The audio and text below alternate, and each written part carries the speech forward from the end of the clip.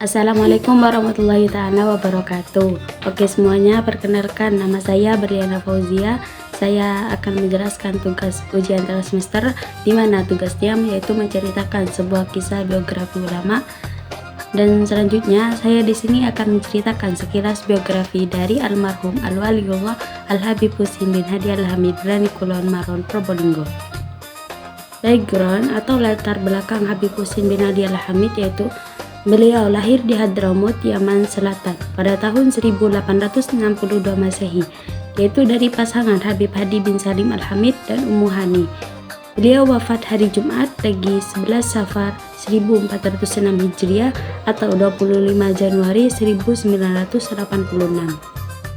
So, Forsi trip at the age of 86 years old to be purchased in 1929 and he still enjoyed traveling to various countries, including going to Gujarat by ship with Arab merchants who traded around the world to various countries. Habib Husin lived in Gujarat for about 2 years, and while he was in Gujarat, he studied with local ulama. Second trip, yang kedua, after that, he returned to Indonesia on a merchant ship about for Batavia.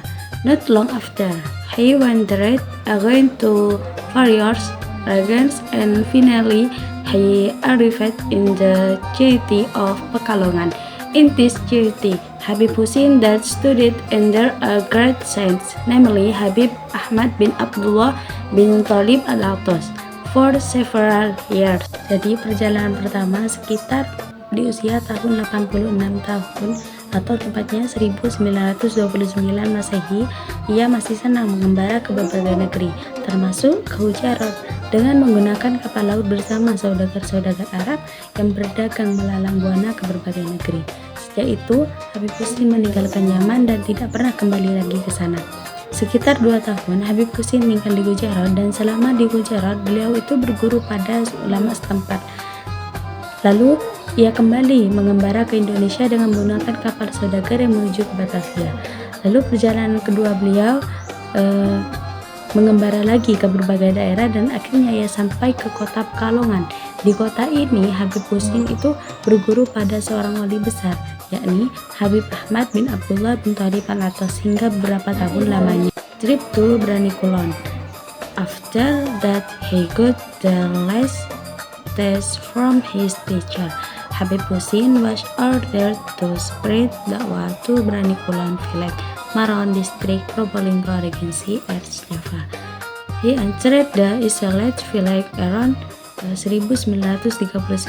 At that time, the condition of Brani Kulon village was still a wilderness and a den of bodies. It seemed that Habib Husin was deliberately seeking to stop the bodies to return to the path of Allah Subhanahu wa Ta'ala.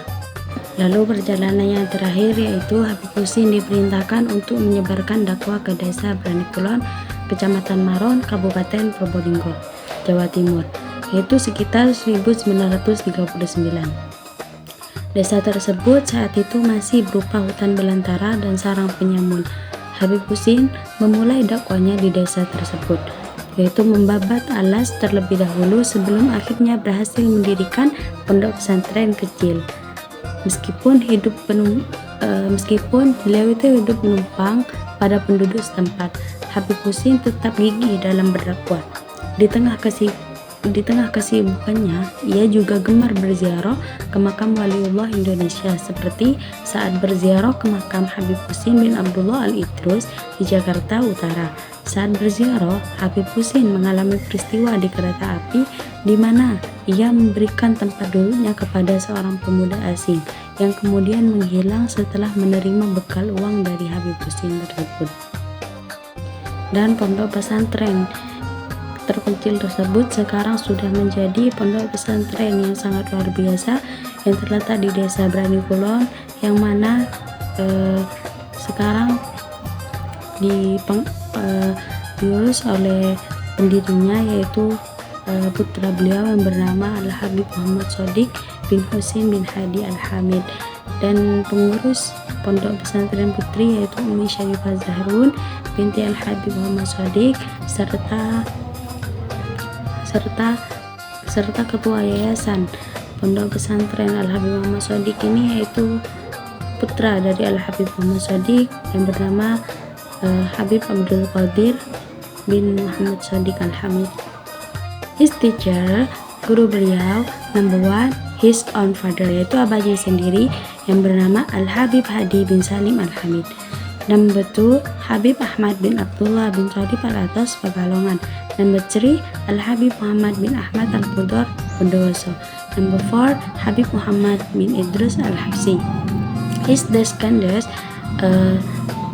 putra beliau, number 1, Al-Habib Thalib bin Husain bin Hadi Al-Hamid.